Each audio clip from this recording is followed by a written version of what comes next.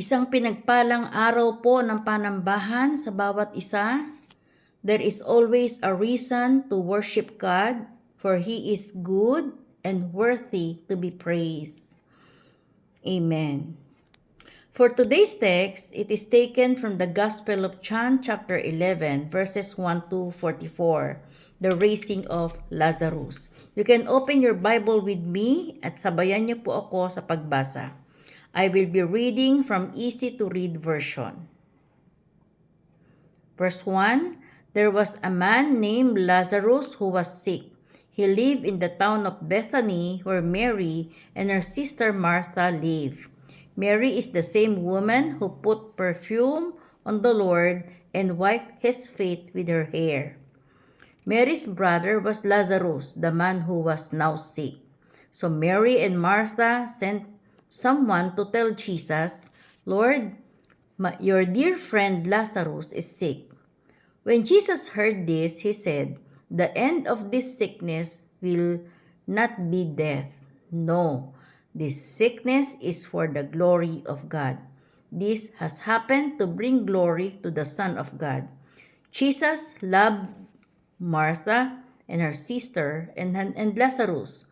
So when he heard that Lazarus was sick, he stayed where he was 2 more days. And then he said to his followers, we should go back to Judea. They answered, but teacher, those Jews there tried to stone you to death. That was only a short time ago. Now you want to go back there? Jesus answered, there are 12 hours of light in the day. Whoever walks in the day will not stumble and fall, because they can see with the light from the sun.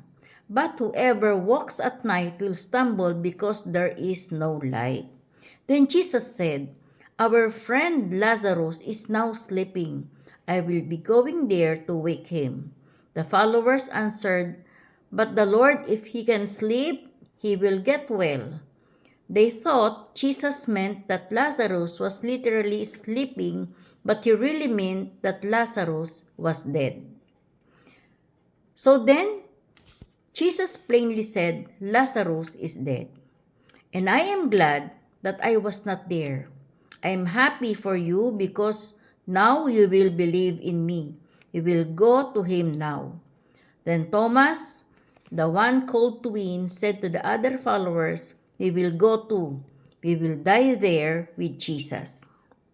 Verse 17, Jesus arrived in Bethany and found that Lazarus has already been dead and in the tomb for 4 days. Bethany was about 2 miles from Jerusalem. Many Jews had come to see Martha and Mary. They came to comfort them about their brother Lazarus. When Martha heard that Jesus was coming, he went out to greet him, but Mary stayed home.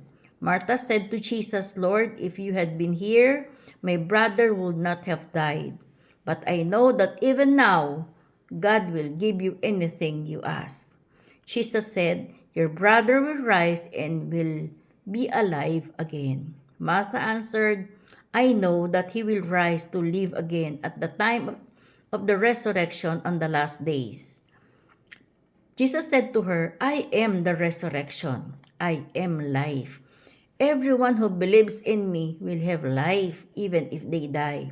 And everyone who lives and believes in me will never really die. Martha, do you believe this? Martha answered, yes, Lord, I believe that you are the Messiah, the Son of God. You are the one who is coming to the world. After Martha said these things, she went back to her sister Mary. She talked to her alone and said, the teacher is here. He is asking you. When Mary heard this, she stood up and went quickly to Jesus. He had not yet come into the village. He was still at the place where Martha met him. The Jews who were in the house comforting Mary saw her get up and leave quickly. They thought he was going to the tomb to cry there, so they followed her. Mary went to the place where Jesus was. When she saw him, she bowed at his feet and said, Lord, if you had been here, my brother would have not died. When Jesus saw Mary crying and the people with her crying too, he was very upset and deeply troubled. He asked, "Where did you put him?" They said, "Lord, come and see." Jesus cried. And the Jews said, "Look, he loved Lazarus very much." But some of them said, "Jesus healed the eyes of the blind man. Why did he help Lazarus and stop him from dying?" Again, feeling very upset, Jesus came to the tomb. It was a cave with a large stone covering the entrance. He said, "Move the stone away." Martha said, "But Lord, it has been 4 days since Lazarus died. He will be there will be a bad smell." Martha was the sister of the dead man. Then Jesus said to her, "Remember what I told you. I said that if you believe, you would see God's divine greatness." So they moved the stone away from the entrance. Then Jesus looked up and said, "Father, I thank you that you heard me. I know that you always hear me, but I said these things because of the people around here, because of the people here around me. I want them to believe that you sent me." Jesus said this, he after Jesus said this, he called in a loud voice, "Lazarus, come out." The dead man came out. His hands and feet were wrapped with the pieces of cloth. He had a handkerchief covering his face. Jesus said to the people, "Take off the cloth and let him go." Tayo po ay manalangin. Our Father in heaven, thank you for the reading of your word. Bless us with wisdom and understanding, and let your message be well heard and applied in our life. In Jesus' name, amen. Thank you, Lord. This story is one of the most loved stories in the Bible. Jesus showed compassion, tenderness, and emotion in response to a very sad and tragic event, the untimely death of his friend Lazarus. Although Lazarus' sisters, Mary and Martha, had asked Jesus to come quickly, Jesus delayed coming until Lazarus have died.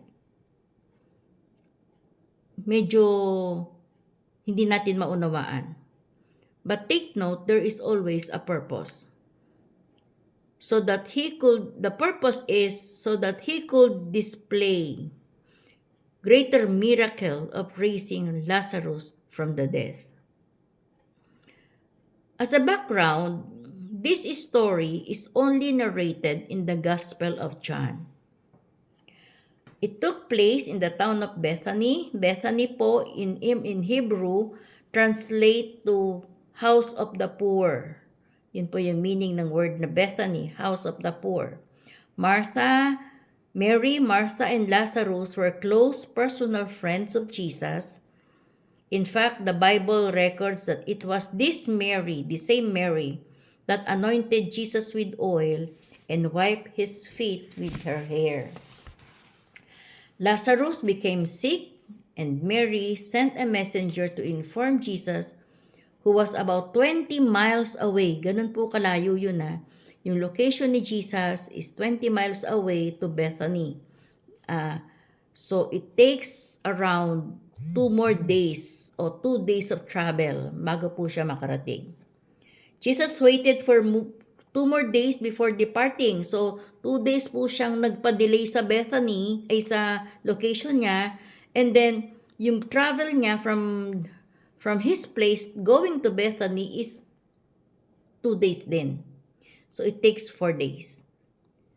So, when he heard that he was sick, he stayed 2 more days in the place where he was. The Jews believe, ang paniniwala po ng mga Hudyo ng mga panahon na yon, the spirit left their body after 3 days. After 3 days, unable na mag-reunite pa ulit yung body and spirit. Then yung paniniwala nila. So by waiting a couple of days before going, there will be no doubt. So talagang nagpa-delay siya, yun ang purpose niya para siguradong alam din kasi ni Jesus ang proseso. There will be no doubt that Jesus was not mostly dead, but he was 100% completely dead. So dead that his body started decomposing and stinking. So nangangamoy na. Talagang sinadya ng Lord, sinadya ni Jesus na it takes him 4 days bago siya makarating para talagang wala na talaga, patay na, nalibing na at pa-decompose na. Kaya nangangamoy, possible na nangangamoy na nga siya. We will probably feel not just the sadness and grief associated with death, but we also feel the confusion. Nalilito tayo. Malilito siguro si Mary and si Martha. Bakit hindi siya kaagad dumating? Ano bang reason? Kaya sabi nila nung nasalubong nila si Jesus, ang nakita nilang dumating na, Lord, if you had been here, my brother would not have died. For they knew, naniniwala naman po sila he had the power to heal. They just didn't understand why he didn't show up when they needed him. Meron din po tayong mga sitwasyon sa buhay natin na ganyan. Kung kailan kailangan natin ng tugon ng Panginoon, wala siya. Parang tulog. Parang hindi tayo naririnig. Pero hindi po totoo na natutulog ang Diyos. Di ba may awiting ganyan, hindi natutulog ang Diyos. Hindi lang natin maunawaan, pero meron pong dahilan kung bakit.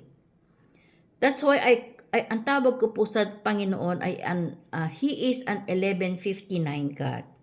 Bakit ko po nasasabi? Last minute siya kadalasan dumating.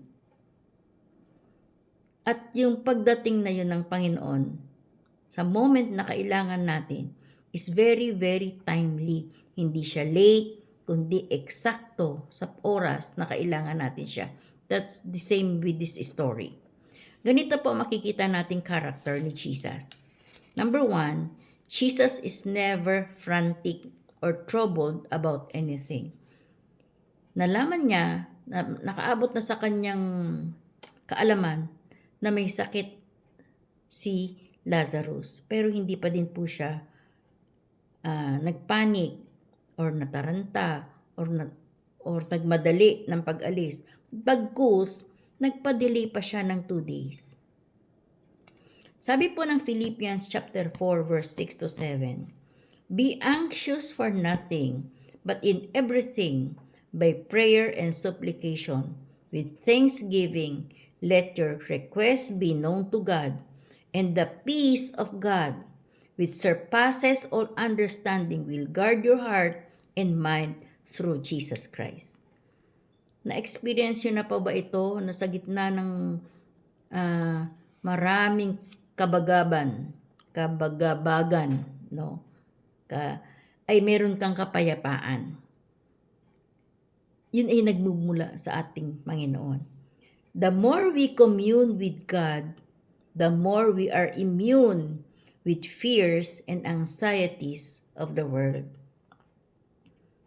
The more we commune with God, the more we are immune with fears and anxieties of this world. So napakahalaga po yung intimate connection natin sa ating Panginoon. Ang ating prayer life po, it will help us to be undisturbed sa mga panahon na ganyan.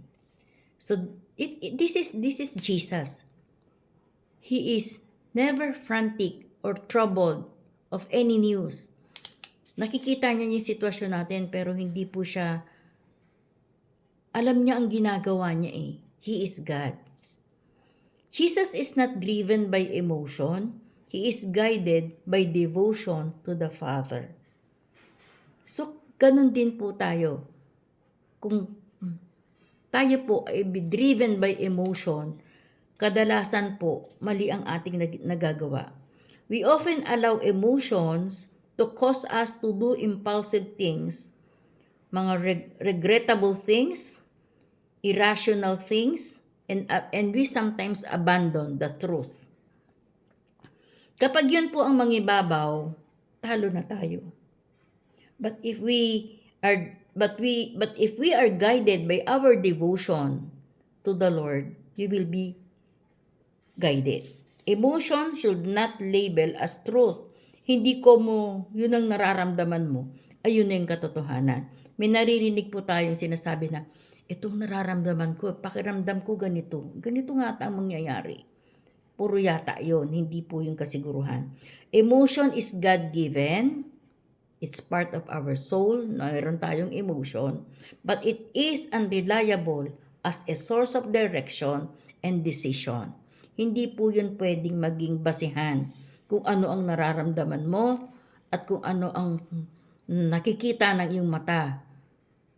No, minsan pinagtatagpi-tagpi natin yung nakikita natin, nagbubuo tayo ng puzzle at nagkikreate tayo ng sarili nating konklusyon. Feeling do not determine reality.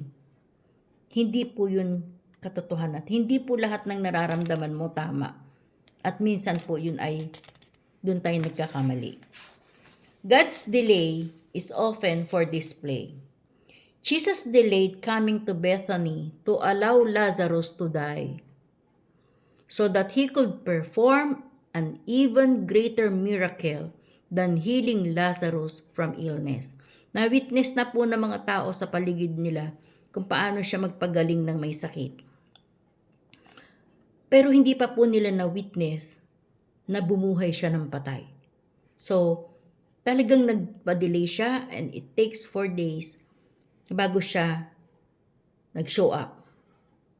So, we also desire for God to fix our problem immediately. But sometimes, He will delay so that He will be glorified in a greater way. Take note of that. He will delay so that He will be glorified in a greater way. May purpose po ang Panginoon kung bakit po nade-delay ang ating mga hinihingi. But wag po nating ma-misinterpret. Kasi it says in verse 5, now Jesus loved Martha and her sister and Lazarus. So do not misinterpret that if God is not answering your prayer, would mean that He does not love you. Hindi po ganun yun. Hindi ka sinagot, hindi ka mahal ng Diyos. Hindi po ganun yun. Napakalaki po ng puso ng Panginoon. Napakalawak at napakalalim ng kanyang kapangyarihan. At yung pag-express niya ng pag-ibig sa atin. He will show up according to His timetable. So we have to wait for that. If the time is right, He will make it happen in the way that is most edifying to us and the most glorifying to Him. So, yung timetable po ng Lord ay hindi kaparehas ng timetable natin. Tayo po kadalasan nagmamadali. Kadalasan po, mas gusto natin matugunan agad yung ating anumang hinihiling. But yet, if we know how big yung pag-ibig at puso ng Panginoon para sa atin, hindi ka po magdududa or hindi ka magdadoubt na hindi ka mahal ng Diyos. Kinalimutan yata ako ng Panginoon. Ayaw yata niyang tugunan yung aking kahilingan. Always believe that God is good. All the time, God is good. And He has His own timetable. In verse 35, na-mention sa Bible that Jesus wept. Jesus cried. It only expresses His emotion. It is likely that Jesus wept simply for identifying with the sadness of that moment. Hindi naman po masamang malungkot. Pero hindi po tayo dapat manatili doon. We have that emotion, we can laugh kung kailangan, we can express our sadness, pero hindi po tayo mananatili doon. Kailangan po nating bumangon at mag-go on, press on with our life. Another thing, Jesus alone has the power over life and death. Sabi niya sa verse 25 to 26, I am the resurrection and the life. He who believes in me, though he may die, he shall live. And whoever lives and believes in me shall never die. Siya po yung buhay at ang katotohanan. Siya po nasa kanya po siya po ang muling pagkabuhay at nasa kanya ang buhay. Jesus is the way, the truth and the life. So ang tanging gagawin na lamang natin is to believe. It's free. It's ang pananampalataya natin, paniniwala at pagtitiwala sa ating buhay na Diyos, ang susi. Yun ang tanging susi para po sa ating kaligtasan. Death is not a destination, it is a transition. We only transfer from this earthly life to eternal life. Sabi po ng 2 Corinthians chapter 5 verse 8, yes, we are fully confident and we will rather be away from these earthly bodies, for then we will be at home with the Lord. Di ba masarap po na from these earthly bodies ay makapiling natin ang Panginoon. Death is a reunion with believing friends and loved ones. We will recognize each other, just like po in the story of the Mount of Transfiguration in Luke chapter 9, where Peter, James, and John recognize Moses and Elijah, even though the two men have been dead for centuries. Na-recognize nila, centuries na po ang lumipas. So, na-recognize nila si Moses at si Elijah. So, same is true with us. Pag yung time na po natin, we still recognize our loved ones when we meet them. Death is not the end, it is the beginning of eternal life. So human soul never dies. It either goes to hell or to heaven. Hell was created for the devil and the demons. We will not go there. Christians, we will not go there. If we choose, but we only go there if we choose to reject Jesus as our Lord and Savior. Matthew chapter 25 verse 41, it says, depart from me, you curse, into the everlasting fire, prepared for the devil and his angels. Heaven is for us believers. Heaven is open wide for all who believe. Kaya po sabi niya sa verse 40,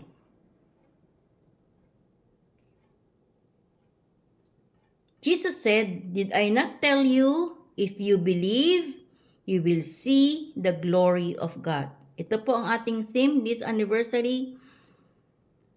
John chapter 11 verse 40. Sa ibang version sabi po, remember what I told you. I said that if you believe, you will see God's divine greatness. At yun po yung na-witness ng magkapatid na Martha and Mary and the people that are with them. Nakita nila how nothing is impossible to Him, that even the raising of death is possible. Kaya kung paano po binuhay ni Jesus si Lazaro, tayo man din po ay bubuhayin muli kasama sa tamang panahon, sa takdang panahon na tayo po ay tinawag na. So in this story, Jesus is teaching us to trust God's timing. Meron pong sariling timetable ang Lord. Trust God's heart. Remember, our God has a big heart. Hindi nga po natin kayang pantayan yung pag-ibig na meron siya. Hindi natin kayang suklian. Dahil unconditional love ang meron ng Diyos para sa atin. When we hurt, kung tayo po ay nasaktan, God hurts. As He saw the emotional hurt and pain of Martha and Mary. So, ibig sabihin, nasasaktan din po ang Panginoon kapag tayo ay nasasaktan.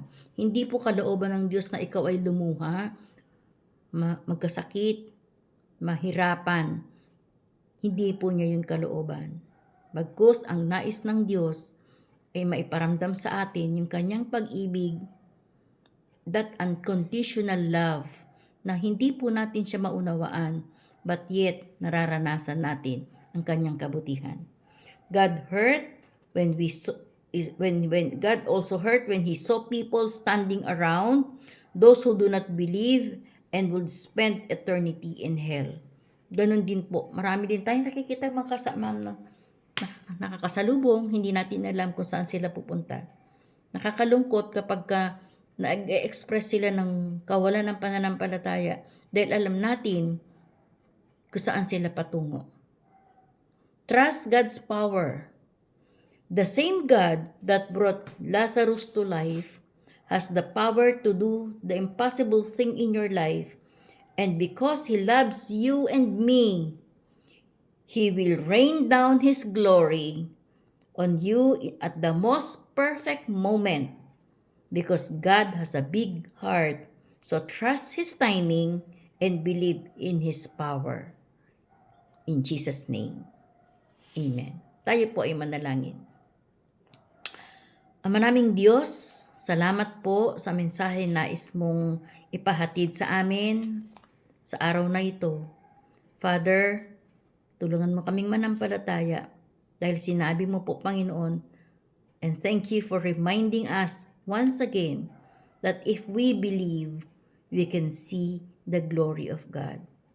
Father, as we pray earlier, Father God, help us to let this message be well heard and be applied in our life. In Jesus' name, Amen. Happy anniversary po sa bawat isa. God bless.